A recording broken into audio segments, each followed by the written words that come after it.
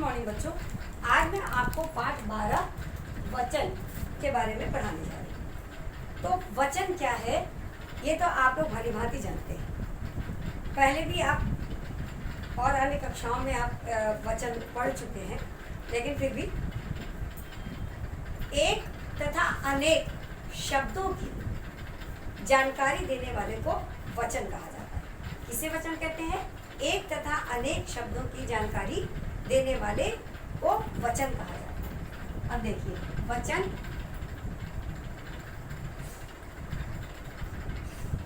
वचन जो है संज्ञा शब्द के जिस रूप से, संज्ञा शब्द के जिस रूप से उसके एक या अनेक होने का ज्ञान हो, अनेक होने का पता चले या ज्ञान हो, पता चले, उसे वचन कहते हैं। उसे वचन कहते हैं। संज्ञा शब्द के जिस रूप से उसके एक या अनेक होने का पता चले वह वचन कहलाता है। अब वचन के भेद, वचन के कितने भेद होते हैं? वचन के भेद, वचन के दो भेद हैं। वचन के दो भेद होते हैं। कौन कौन से? नंबर एक वचन और नंबर 2 बहुवचन। नंबर 2 बहुवचन। एक वचन यानी कि जिससे हमें किसी एक चीज के होने का ज्ञान होता है, और बहुवचन जिसमें हमें अनेक या बहुत ढेर सारी चीजों का ज्ञान होता है, वे कहलाते हैं बहुवचन। ठीक, अब देखिए कि एक वचन क्या है। अब एक वचन की परिभाषा,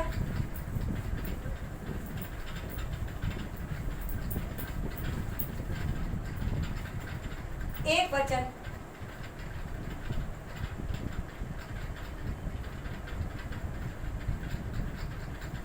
एक वचन संज्ञा शब्द का वह रूप जिसमें उसके एक होने का ज्ञान हो। संज्ञा शब्द का वह रूप जिसमें उसके एक होने का पता चले, एक होने का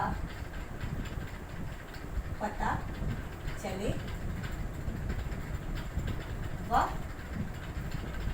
एक वचन कहलाता है। वह एक वचन कहलाता है। जैसे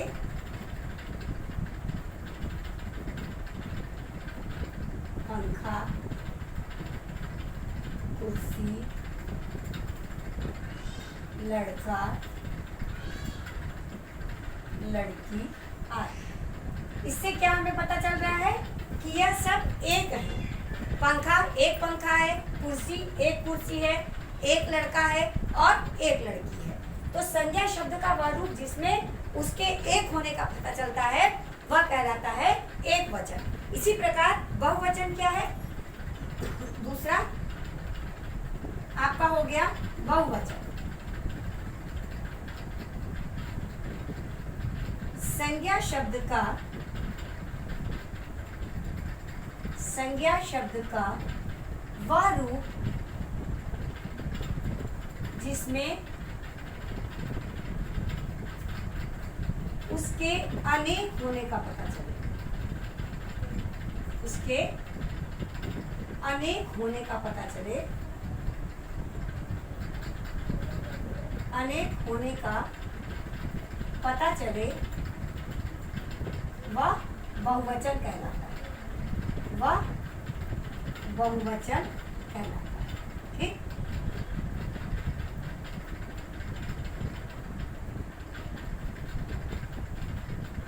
जैसे पंखे,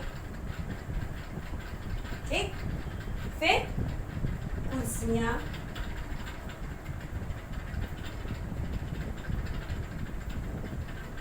लड़के, लड़कियां आदि। ये हो गया आपका एक वचन और बहुवचन, जो कि वचन के भेद है। एक वचन संज्ञा शब्द का वह रूप जिसमें उसके एक होने का पता चले, वह एक वचन कहलाता है, जैसे पंखा, कुर्सी, लड़का, लड़की आदि। ठीक, बहुवचन संज्ञा शब्द का वह रूप जिसमें उसके अनेक होने का पता चले, वह बहुवचन कहलाता है, जैसे पंखे, कुर्सियां, लड़के, लड़कियां आदि। अब आपको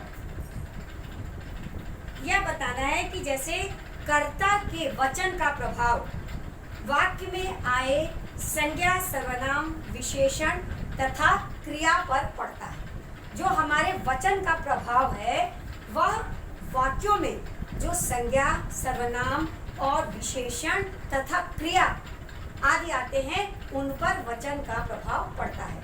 यानी जिस हिसाब से जो सर्वनाम रहेंगे, विशेषण रहेंगे, क्रिया रहेगी, उस हिसाब से हमारे वचन बदल जाते हैं। जैसे बच्चा झूल रहा है, एक वचन में है। ठीक, बच्चा क्या कर रहा है, कौन सी क्रिया कर रहा है, झूलने की क्रिया कर रहा है। तो बच्चा झूल रहा है, और अगर आप इसको बदलना चाहे तो क्या लिखेंगे, बच्चे झूल रहे हैं। ठीक, फिर मेरा दोस्त आया है, मेरे दोस्त आए हैं, ये सर्वनाम हो गया आपका। संज्ञा, बच्चा झूल रहा है, बच्चा जो है सर्वनाम संज्ञा है, तो बच्चे झूल रहे हैं। मेरा दोस्त आया है, मेरा क्या है, सर्वनाम।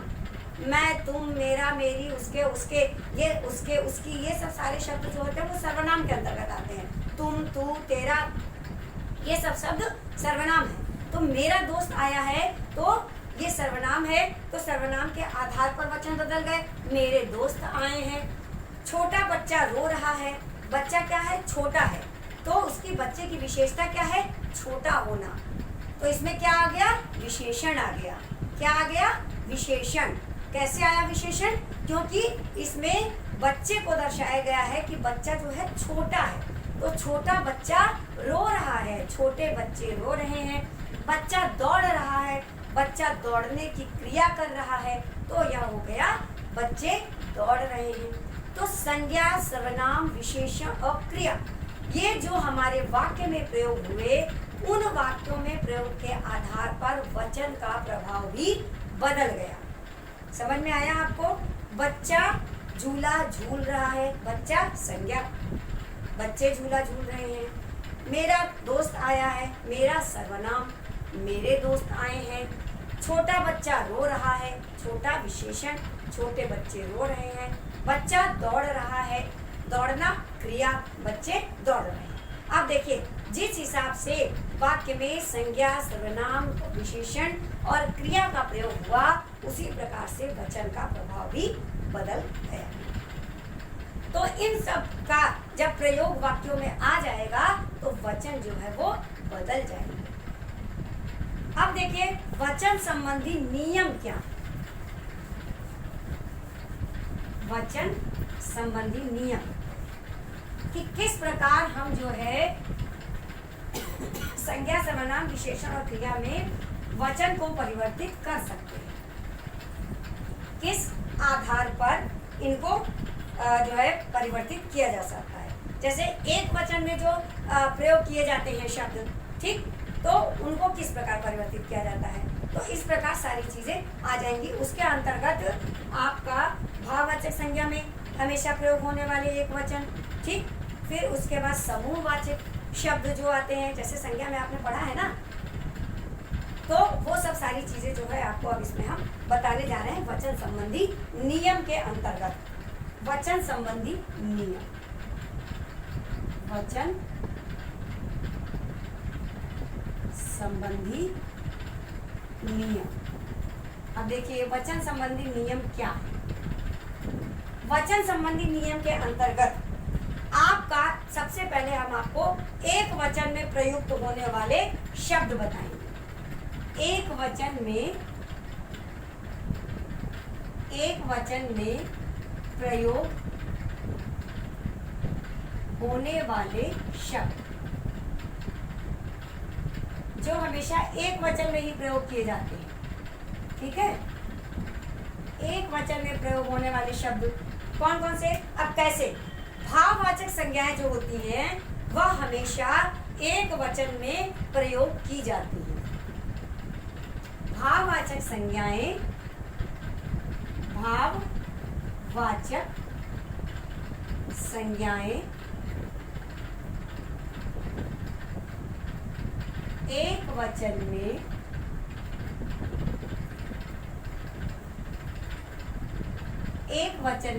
प्रयोग होती है।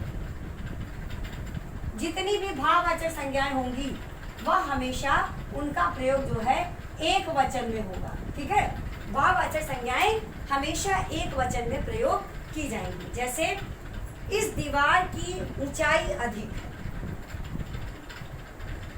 इस समुद्र की गहराई बहुत अधिक है। ये भाववाचक संज्ञा है। तो भाववाचक संज्ञाएं जो है वो हमेशा एक वचन में ही प्रयोग की जाती हैं।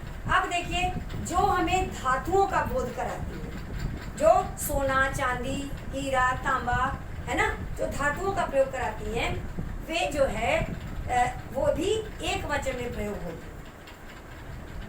ठीक होते हैं ना, इसमें एक द्रव्यवाचक संज्ञा होती है। संज्ञाएं कितनी होती हैं? पढ़ा है आप लोगों ने, व्यक्तिवाचक संज्ञा, जातिवाचक संज्ञा और भाववाचक संज्ञा। तो भाववाचक संज्ञाएं जो है वह जो अंतिम संज्ञा है, भाववाचक संज्ञा है, वो हमेशा एक वचन में प्रयोग की जाती है। अब इनमें जो धातुओं का बोध कराने वाली संज्ञाएं होती हैं वह भी एक वचन में प्रयोग की जाती है। जैसे सोना, चांदी, हीरा, तांबा, पीतल, ये सब सारी चीजें जो है हमेशा एक वचन में प्रयोग की जाएंगी। अब समूहवाची संज्ञा, इसके अंतर्गत दो संज्ञाएं होती हैं, एक द्रव्यवाचक, एक समूहवाचक। समूहवाचक जो हमें ढेर सारे लोगों के होने का ज्ञान कराते हैं, है ना। तो वे जो है समूहवाची जो शब्द होते हैं वह भी एक वचन में ही प्रयोग किए जाते हैं। जैसे दल, दल में कोई एक व्यक्ति नहीं होता, कई लोगों को मिला करके कई लोगों का समूह जो है वो दल कहलाता है। जाति, समूह, सेना, है ना, ये सब एक वचन में प्रयोग होती है। जैसे कि जो है मान लिया कि टिड्डी दल, जो शिवाजी का दल माना जाता है, टिड्डी दल फसलों पर टूट पड़ा, टिड्डियों का दल फसलों पर टूट पड़ा था। टिड्डी दल अगर आपने कह दिया तो इसका मतलब हो गया कि टिड्डी का समूह। अब समाज में स्त्री जाति का सम्मान बढ़ रहा है, तो स्त्री जाति किसी एक स्त्री की नहीं, सारी स्त्रियां जितनी भी हैं इस समाज में, उन सारे समाज में जो है स्त्रियों का जाति जो है स्त्रियों की वो बढ़ने लगी। अगर आप स्त्री जाति बोल देंगे तो उसके अंतर्गत सारी स्त्रियां आ जाएंगी, कोई एक स्त्री नहीं है। आग, हवा, प्रजा, वर्षा आदि जो है एक वचन में प्रयुक्त होती है।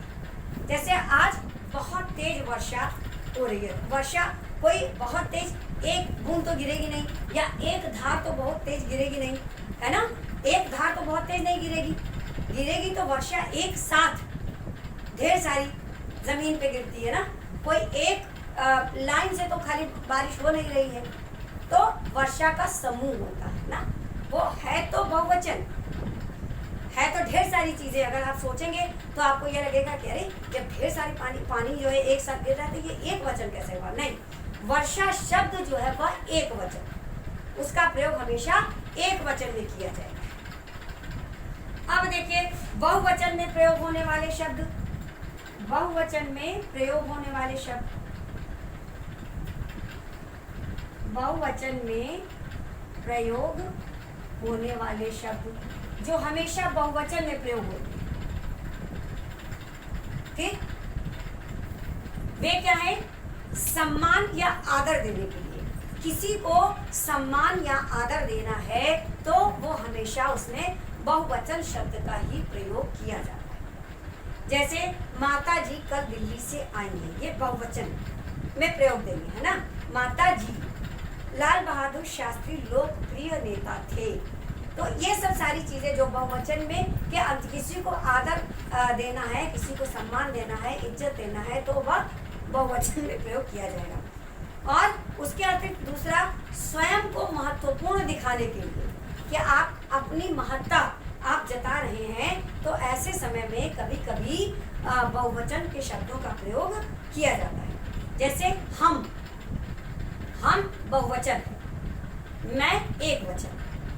तो हम के अंतर्गत जो है लोग आ जाते हैं अपने आप को इम्पोर्टेंस देने के लिए, अपने आप को महत्ता देने के लिए, तब भी हम बहुवचन शब्द का प्रयोग करते हैं। हम जो भी कह रहे हैं वह सही कह रहे हैं, तो हम जो शब्द है वह बहुवचन के अंतर्गत में प्रयोग किया जाता है। अब बाल, प्राण, दाम, आंसू, ये सब शब्द जो है हमेशा बहुवचन में प्रयोग किए जाते हैं। बाल, अगर बाल कह दिया तो किसी एक बाल से इसकी तुलना नहीं की जाएगी। बाल का मतलब सिर के पूरे बाल। प्राण, है ना, और दाम और आंसू, एक आंसू की धार नहीं, आंसू निकल गए। तो ये सब सारे शब्द जो है वो हमेशा बहुवचन में ही प्रयोग किए जाएंगे। जहाँ बाल हो तो बाल शब्द एक वचन नहीं माना जाएगा, वो हमेशा बहुवचन। बाल, आंसू, प्राण, दाम, ये शब्द जो है वो हमेशा बहुवचन में ही प्रयोग किए जाएंगे।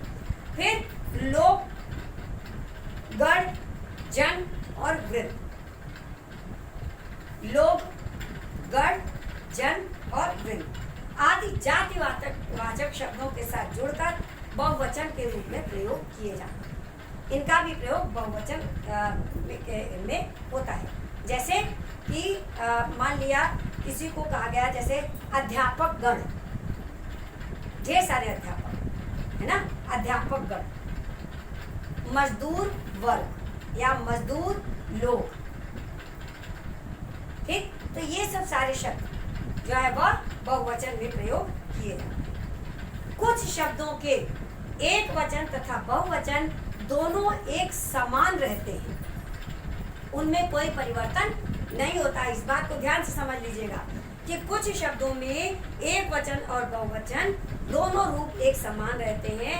उनका वाक्यों में प्रयोग होने पर क्रिया द्वारा ही एक या अनेक होने का ज्ञान होता है। जब आप उनका प्रयोग वाक्य में कर लेते हैं, फिर जो क्रियाएं होती हैं उन क्रियाओं के माध्यम से ही उनके एक या अनेक होने का पता चलता है। जैसे मोर नाच रहा है, ठीक, तो मोर नाच रहे हैं। मोर नाच रहे हैं, जब ये मोर नाच रहा है, इससे आपको ये क्या समझ में आया? एक मोर नाच रहा है। देखिए, जब इसका वाक्य में प्रयोग हुआ तब आपको समझ में आया कि एक मोर नाच रहा है। मोर नाच रहे हैं यानी कि ढेर सारे मोर नाच रहे हैं। इनका ये हमेशा एक वचन और बहुवचन दोनों में समान रूप से प्रयोग किए जाते हैं, लेकिन वाक्य में आने पर जो क्रियाएं इनके साथ जुड़ती हैं उनके आधार पर इनका एक या अनेक होने का पता चलता है। मोर नाच रहे हैं, ये वाक्य में प्रयोग किया गया तो पता चला कि एक मोर नाच रहा है, लेकिन मोर नाच रहे हैं तो ढेर सारे मोर नाच रहे हैं। अब देखिए वचन परिवर्तन। अब क्या आता है आपका? वचन परिवर्तन।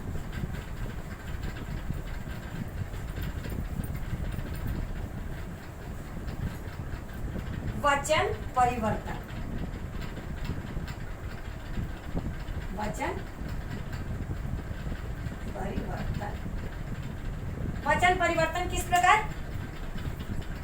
वाक्यों में जो संज्ञा शब्दों के साथ कभी कभी विभक्तियां जो प्रयोग में लाई जाती है, जैसे कौन सी विभक्ति?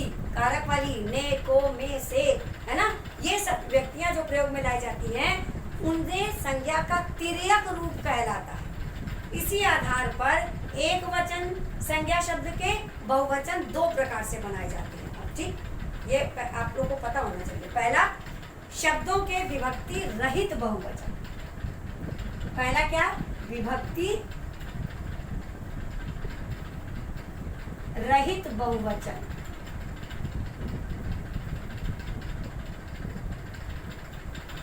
और दूसरा विभक्ति सहित बहुवचन।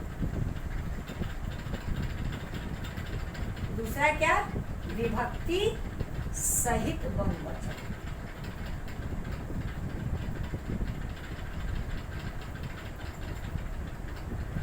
विभक्ति रहित बहुवचन यानी बिना विभक्ति लगाए, बिना ने, को, में, से आदि लगाए बहुवचन बनाना। और विभक्ति सहित बहुवचन जिसमें विभक्ति का प्रयोग करके बहुवचन बनाया जाता है। ठीक, अब देखिए जैसे एक वचन है कि बकरी घास खा रही है। ठीक, अब इसको विभक्ति रहित बनाना है। एक वचन है ये, बकरी घास खा रही है, एक वचन। अब इसको विभक्ति रहित बनाना है कि बकरियां घास खा रही हैं, विभक्ति रहित।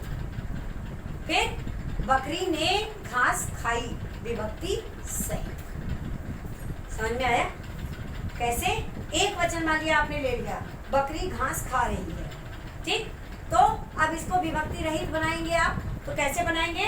बकरियां घास खा रही हैं। और विभक्ति सहित बनाना है तो बकरी ने घास खाई। ये हो गया आपका विभक्ति सहित। विभक्ति तो समझ रहे हैं ना, जो आपने कारक में आपको पढ़ाया है, या कारक अगर आप आगे पढ़ेंगे तो। इसी प्रकार जो है आ से अंत होने वाले शब्दों में विभक्ति रहित अ, ए, विभक्ति सहित औ। ठीक, जैसे बात, बातें, बातों, लात, लातें, लातों। ठीक, उसी प्रकार छात्र, छात्राएं, छात्राओं, शाखा, शाखाएं, शाखाओं, लता, लताएं, लताओं, पाठशाला, पाठशालाएं, पाठशालाओं।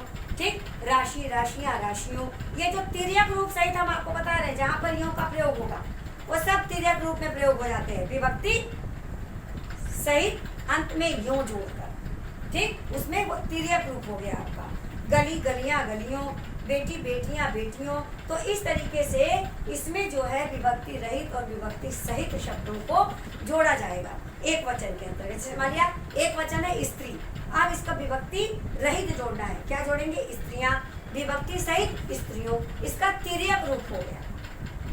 स्त्रियों, नदियों, घड़ियों, दवाइयों, ये सब तिर्यक रूप के अंतर्गत चले आएंगे। फिर इसी प्रकार पुल्लिंग शब्दों के बहुवचन रूप भी, जैसे नाला, नाले, नालों, पंखा, पंखे, पंखों, घोड़ा, घोड़े, घोड़ों। तो ये सब सारे जो है पुल्लिंग शब्दों के बहुवचन रूप, सब तिर्यक रूप में, विभक्ति सहित, विभक्ति रहित और विभक्ति सहित।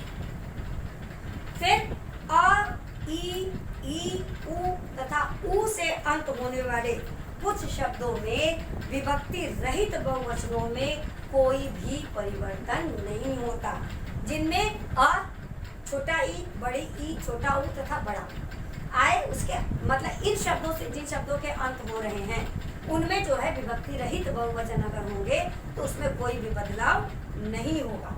ठीक, जैसे कि वचन है फल।